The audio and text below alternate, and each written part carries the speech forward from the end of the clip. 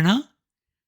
నమో వివృద్ధసత్వాయ పురుషాయ మహీయసే యో బ్రహ్మక్షత్రమావిశ్య బిభర్తీదం స్వతేజసా. పురుషోత్తముడు విశేషముగా వర్ధిల్లిన సత్వగుణమే ఉపాధిగా గలవాడుగు శ్రీహరికి నమస్కారము.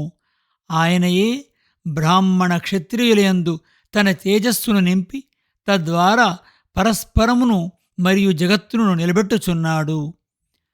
4th Canto 21st Chapter 52nd Prayer.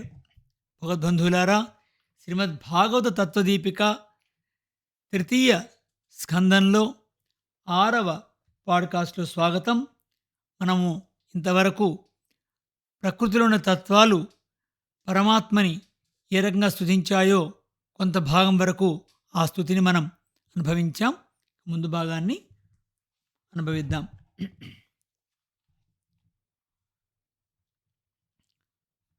ఇలా అంటున్నాయన్నమాట. నీవు సర్వజగత్కారణ భూతుడవు, మమ్ములను సృజింపవలనడి కోరికతో నీవే నిన్ను ఆధారంగా కల్పించి సత్వరజస్తమో గుణములతో మమ్ములను సృష్టించితివి. కాని మాకు నియమించిన కార్యము అగు సృష్టిని మేమందరము కలియక విడివిడిగా ఉండి చేయలేకపోవచ్చున్నాము. నీ లీల సాధనముగా బ్రహ్మాండ రచన చేసి నీవు మాకు ఈ రూపము ఇచ్చినందులకు ప్రత్యుపకారము చేయవలెను. మేమందరము కలిసి నీ ఆరాధనము చేయవలెను. నీ లీలలో మేము పరికరములమై మేము కూడా భోగములను అనుభవించవలెను. జ్ఞానేంద్రియములు, కర్మేంద్రియములు వాని లక్ష్యములను చేరి వాని ఆహారములను అనగా విషయములను అనుభవించవలెను. నీకు సేవ చేయవలెను. మేము కలిసి ఉండకపోవుటచే మేము నీ సేవ చేయుటకు సమర్థులము కాము. మేమందరము నీ శరీరం వంటివారము. నీ చేతన నియమింపబడి నీవు వసంగిన శక్తిచే నీ అనుగ్రహముచే మేము చేయవలసిన కార్యములను చేయగలవారలము. ఈ ప్రకృతి సకల సృష్టికి కారణమైనది. ఆ ప్రకృతి యందు నీ రేతస్వగు సమిష్టి పురుషుని నీవే ఉంచితివి. అందుచేత నీవే బ్రహ్మాండ సృష్టి చేయగల సామర్థ్యమును మాకు అనుగ్రహింపు. ఇట్లు అన్యోన్యము కలయిక లేక సృష్టి నిర్వహణము చేయలేక ఉన్న తత్వములన్నింటినీ పరమాత్మ సృష్టి చేయగల సామర్థ్యం గలవానినిగా చేయవలనని సంకల్పించను. సంకల్పించి తన శక్తియగు కాలమును ఆ కాలంలో తాను అనుప్రవేశించి ధరించి మహత్తత్వము మొదలగు తత్వములు అన్నిటిలో ఒక్కసారి ప్రవేశించెను. విడివిడిగానున్న 23 తత్వములలో కదలిక కలిగెను. అవి అన్నీయు విడివిడిగానున్నవి ఒకదానిలో ఒకటి చేరెను. భగవానుని సంకల్పముచే ఆ తత్వములలో క్రియాశక్తి కలిగెను. 23 తత్వములు తమ తమ భాగములతో కలిసి బ్రహ్మను అనగా సృష్టికి అంతకు మూలమగు ఆదిపురుషుని సృష్టించెను. తన అంశయగు సంకల్పరూప జ్ఞానముచే భగవానుడు ఈ 23 తత్వములలో ఆవేశించెను. అప్పుడు ఆ తత్వములు ఒకదానితో ఒకటి కలిసెను. అప్పుడు అవి పరిణమించుటకు ఆరంభించెను. సమిష్టి పురుషునితో కూడిన ప్రకృతి ఒక హిరణ్మయమగు అండముగా మారి దాని నుండి సమిష్టి పురుషుడగు చతుర్ముఖుడు ఆవిర్భవించెను. ఆ సమిష్టి పురుషుడు భగవత్ సంకల్పము, కర్మ అనడి జీవుల శక్తి, జీవులు శరీరముగా మారదగిన అచిత్తత్వమును అను మూడుగా తానే ఈ తన శరీరమును చేసుకొనెను. మరొకసారి, ఆ సమిష్టి పురుషుడు భగవత్ సంకల్పము, కర్మ అనడి జీవుల శక్తి, జీవులు శరీరముగా మారదగిన అచిత్తత్వము అను మూడుగా తానే తన శరీరమును చేసుకొనెను. అప్పుడు సృష్టించడి తాను, సృష్టించబడి అచిత్తత్వము, జీవత్వము, ఆ జీవుల కర్మలు విడివిడిగా ఏర్పడెను. అప్పుడు ఆ అచిత్తత్వము నుండి 10 ఇంద్రియములు, మనస్సు ఏర్పడెను. ఆ ఇంద్రియములతో కూడిన జీవుడు భోక్తగా ఉండి వానిని అనుభవింపదగిన శబ్దాది విషయములను అనుభవించున్నట్లు భోగ్యము, భోక్తృవర్గము, భోగోపకరణము ఏర్పడెను. పరమాత్మ యొక్క ఆవేశముచే పరమాత్మ ఆత్మగా కలిగిన సమిష్టి పురుషుని నుండి విడివిడిగా ఆకాశాది భూతములు, సమస్త పదార్థములు ఉత్పత్తి చేయబడినవి. ఇంతకుముందు సమిష్టిగా ఉన్నది వెష్టిగా అనగా విడివిడిగా కనపట్లుచున్నది కనుక విరాట్ అని అందురు. సకల పదార్థములు శరీరముగా గల ఆ విరాట్ పురుషుడే చతుర్ముఖుడు. అతడు సమిష్టి జీవులతో తన శరీరములోనున్న భోక్తృత్వ వర్గముతో కూడి ఉన్నాడు.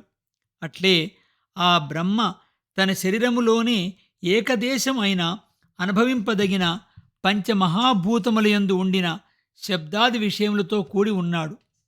ఇట్లే ఇంద్రియములను నియమించు దేవతలతో కూడి ఉండెను.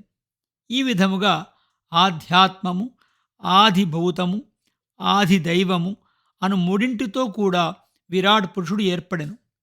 ఈ విరాట్ పురుషునితో 10 విధములకు ఇంద్రియములు, మనస్సు చేరి ఉండెను.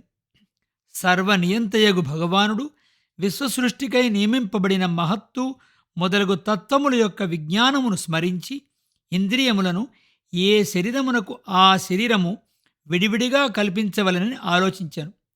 అట్లు ఆలోచించిన తరువాత వెష్టి ఇంద్రియములు ఉండెడి స్థానములు ఏర్పడెను.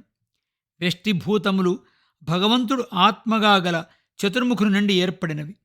వాక్ అనడి ఇంద్రియము ముఖము అనడి స్థానమునందు అగ్ని అనడి దేవతతో వెష్టి జీవుని శరీరమునందు ప్రవేశించెను. అప్పుడు వెష్టి జీవుడు తన నోటితో అనగా వాక్ ఇంద్రియముతో ఉచ్చరింపదగిన శబ్దమును ఉచ్చరించుచున్నాడు.